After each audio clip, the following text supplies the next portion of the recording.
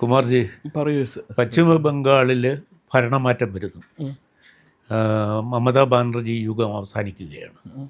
അവിടെ ചില അതിക്രമങ്ങളൊക്കെ നടക്കുന്നുണ്ട്. എങ്കിലും ഈ മാറ്റത്തെ എങ്ങനെയാണ് കാണുന്നത്? വളരെ സ്വാഗതാർഹമായ ഒരു മാറ്റമാണ്. കാരണം സുജാതനറിയില്ല, 1977 ജ്യോതി ബസു അധികാരത്തിൽ വരുന്നത്. ആ ഭരണം 2011 വരെ തുടർന്നു. അപ്പോൾ 1977 തൊട്ട് 2011 വരെ ഭരിച്ച് ബംഗാളിലെ ജനങ്ങളെ വെറുപ്പിച്ചു മാർക്സിസ്റ്റ്വാദി. പക്ഷേ മമതാ ബാനർജിക്ക് വെറും 15 വർഷമേ വേണ്ടി വന്നുള്ളൂ ജനങ്ങളെ വെറുപ്പിക്കാനായിട്ട്, 2011 തൊട്ട് 2026 വരെ. ഇപ്പോൾ അവിടെ മമത ഒരു കഴിഞ്ഞ 15 വർഷം കൊണ്ട് ഒരു മെഗളോമാനിയാക്കായിട്ട് മാറിയിട്ട് അവർക്ക് അധികാരമില്ലാതെ അവർക്ക് ഒരു സെക്കൻഡ് പോലും ജീവിക്കാൻ പറ്റില്ല.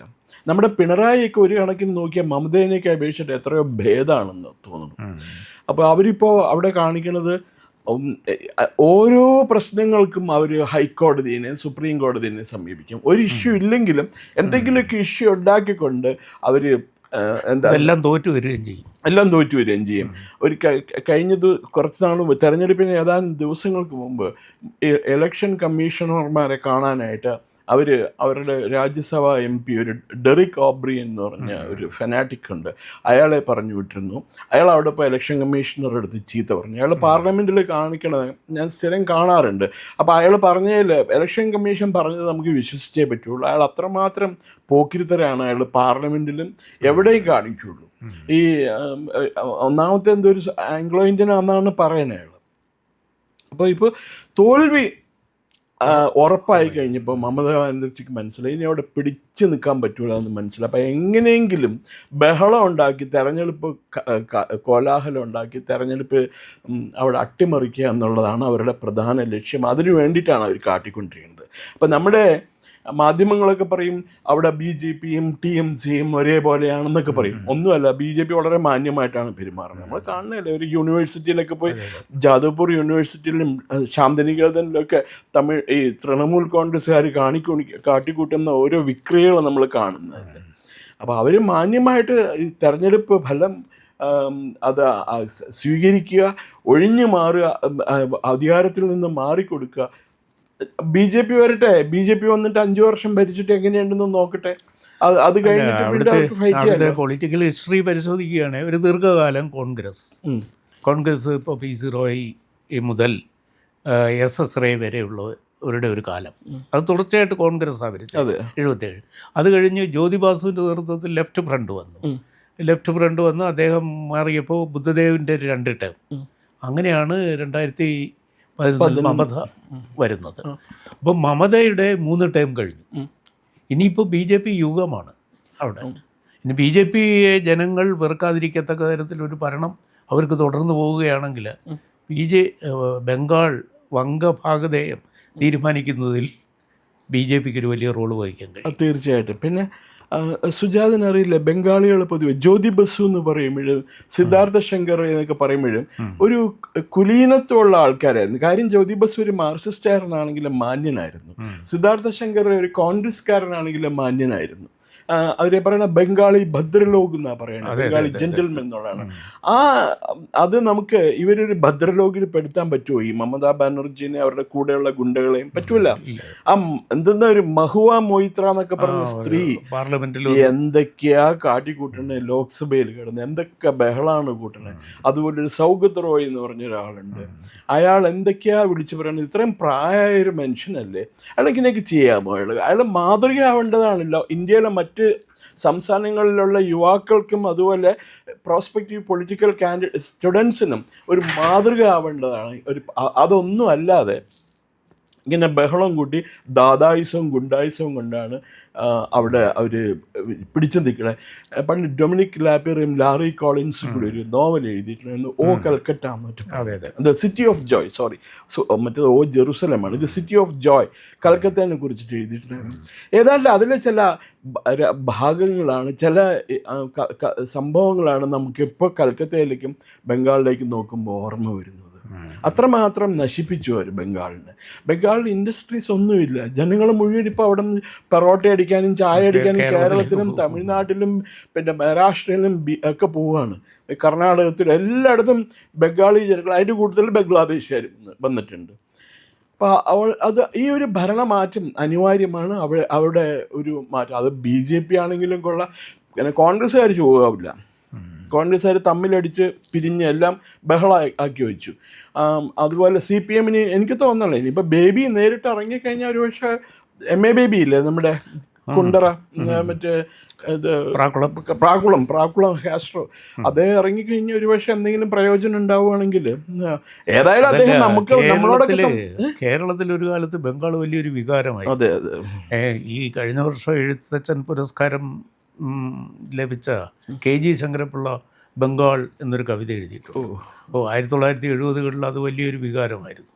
അപ്പോൾ ബംഗാൾ മാതൃകയായി, കേരളത്തിന് മാതൃകയാണെന്നായിരുന്നു ഇവിടുത്തെ ഇടതുപക്ഷം പ്രചരിപ്പിച്ചുകൊണ്ടിരുന്നത്.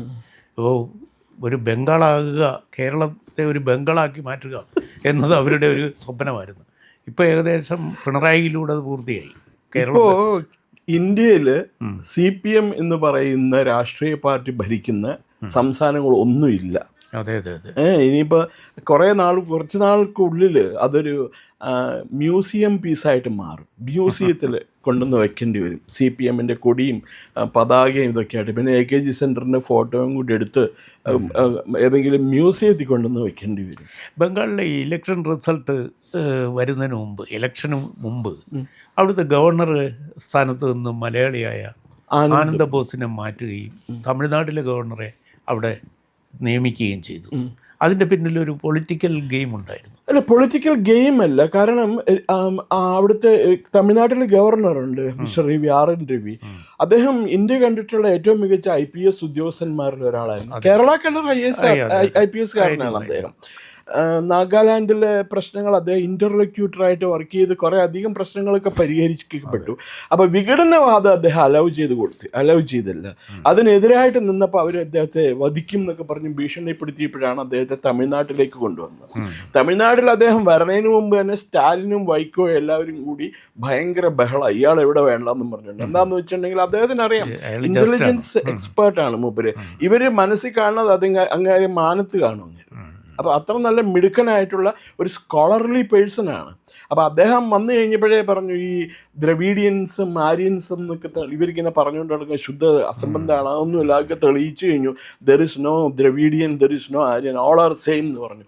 അതൊന്നും സ്റ്റാലിനെ പിടിച്ചിട്ടില്ല. കാരണം ഈ സെപ്പറേഷൻ ആണല്ലോ, ഈ ആര്യൻ ദ്രാവിഡൻ ഡിവൈഡാണല്ലോ സ്റ്റാലിൻ പിടിച്ചു നിൽക്കാനുള്ള കാരണം.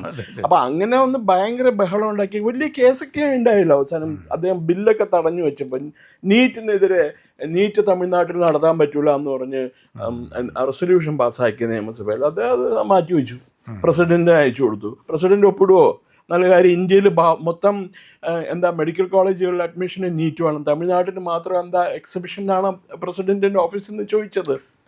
അദ്ദേഹം ചെയ്ത നടപടി ശരിയാണെന്ന്. അമിത്ഷായും പ്രധാനമന്ത്രി മോഡിജിയും കൂടി ബംഗാളിന് വേണ്ടി ആവിഷ്കരിച്ച പൊളിറ്റിക്കൽ സ്ട്രാറ്റജി അത് ഗംഭീരമായൊരു വിജയം കണ്ടു എന്നുള്ളതാണ്. 15 ദിവസം അടുപ്പിച്ചാണ് ഈ നമ്മുടെ അമിത്ഷാ ബംഗാളിൽ ക്യാമ്പയിൻ നടത്തിയത്. അവർ അതുവരെ ഈ ക്യാമ്പയിൻ എന്താണെന്ന് അവർക്ക് മനസ്സിലായിട്ടില്ലായിരുന്നു. മമതാ ബാനർജിക്ക് അവർ ആണുങ്ങളെ കണ്ടിട്ടില്ല. അതാണ് പ്രധാന പ്രശ്നം. അവരുടെ മുമ്പിൽ എല്ലാവരും കുമ്പിട്ട് നിൽക്കുകയുള്ളൂല്ലോ, പേടിയാണ് അവർ. അപ്പോൾ ഇവർ എന്ത് കൂസാക്കണം, അവർ നല്ല കാര്യം. They are representing the union government. അവരവിടെ പോയി ബംഗാളി ജനങ്ങളോട് നേരിട്ട് സംസാരിച്ചു. അതിൽ തീർന്നായമ്മ. അപ്പം ഇനിയിപ്പോൾ ഉള്ളത് 5 വർഷം അവർ മര്യാദയ്ക്ക് ചെയ്യേണ്ടത് രാജിവെച്ചൊഴിഞ്ഞ് 5 വർഷം ഇവരെ BJPക്ക് ഭരിക്കാൻ അനുമതി കൊടുക്കുക. BJP ചെയ്യുന്ന തെറ്റുകൾ ചൂണ്ടിക്കാണിക്കുക, വിമർശിക്കുക. അതാണ് പണ്ട് മലയാളത്തിലൊരു കവി ബംഗാളിനെ കുറിച്ച് ഇങ്ങനെ പാടിയിട്ടുണ്ട്: സുവർണരേഖ നദി ഒരു സുന്ദര സ്വപ്നം പോലൊഴുകുന്നു അവസ്ഥയിലേക്ക് എത്തി. അതേതായാലും അത് ഒഴുകട്ടെ ഏതായാലും എന്ന് പ്രാർത്ഥിക്കാം. നമുക്ക് ഇന്നേവരെ ബംഗാളിലെ വെള്ളപ്പൊക്കത്തിനോ ഈ സമ്മറിലൊക്കെ കൽക്കത്തയിൽ വെള്ളപ്പൊക്കമുണ്ട്. അറിയില്ലേ, ബ്രഹ്മപുത്ര നദിയിൽ വെള്ളം പൊക്കും. ഈ ഹിമാലയത്തിലെ ഗോമുഖ് എന്ന് പറയുന്ന ഗ്ലേസിയർ ഉരുകുമ്പോൾ ബംഗാളിൽ വെള്ളപ്പൊക്കം ഉണ്ടാവും ഈ ബ്രഹ്മപുത്ര ഇതിലേക്ക്. ഇതൊന്നും ഇവർക്ക് പരിഹരിക്കാൻ പറ്റിയിട്ടില്ല ഇതുവരെ എന്നുള്ളത് വലിയ അത്ഭുതമായിട്ട് തുടരുന്നു. അപ്പോൾ ബംഗാൾ BJP ഭരണത്തിലേക്ക് വരുമ്പോൾ ആരുടെ നേതൃത്വത്തിൽ എങ്ങനെ ഒരു ഗവൺമെൻറ് വരുമെന്ന് നമുക്ക് ഇപ്പോൾ വ്യക്തമല്ല.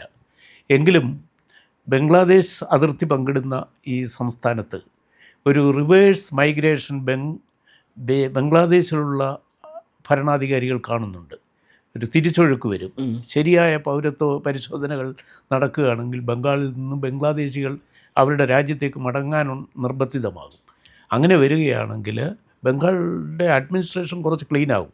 പക്ഷേ അടുത്ത ഗവൺമെൻറ്റിൻ്റെ ഇമ്മീഡിയറ്റ് ആയിട്ടുള്ള അഡ്രസ്സ് ചെയ്യേണ്ട ഒരു ഇഷ്യൂ ഈ അനധികൃതമായി കുടിയേറ്റമാണ്. ബംഗാളിലെ ഏറ്റവും വലിയ പ്രശ്നം എന്ന് പറയുന്നത് അനധികൃത കുടിയേറ്റമാണ് ബംഗ്ലാദേശിൽ നിന്നുള്ള. അത് അന്ന് 1971 മുമ്പ് തുടങ്ങിയതാണ്. ഈസ്റ്റ് പാകിസ്ഥാൻ ഉള്ളപ്പോൾ തൊട്ട് തുടങ്ങിയതാണ്. അപ്പോൾ അത് പക്ഷേ ഇപ്പോൾ അവർ ബംഗ്ലാദേശിലേക്ക് നിയമിച്ചിരിക്കുന്ന ഹൈക്കമ്മീഷണർ ബംഗാളിൽ നിന്നാണ്. അദ്ദേഹം ഒരു Dinesh Trivedi or something like that.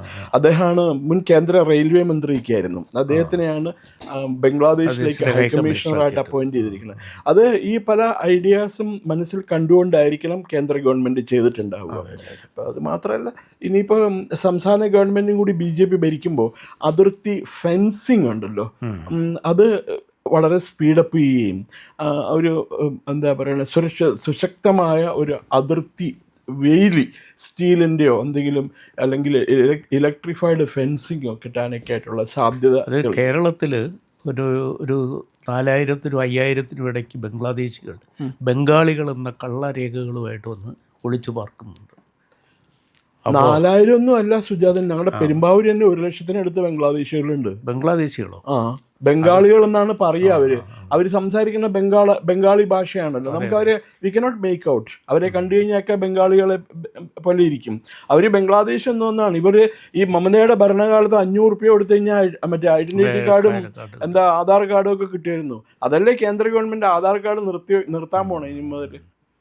അപ്പോൾ അതിനൊരു പ്രശ്ന പരിഹാരം ഉണ്ടാക്കാനായിട്ട് പുതിയ ഗവൺമെൻറ് അവർ ഇത് ശ്രമിച്ചേ പറ്റുള്ളൂ. പിന്നെ കൂടുതൽ വ്യവസായവൽക്കരണം എന്താ പറയുക ത്വരിതഗതിയിലാക്കേണ്ടി വരും അവർക്ക്. കാരണം ബംഗാളിലെ വ്യവസായികൾ മുഴുവൻ ബംഗാൾ വിട്ട് പോയി കഴിഞ്ഞു.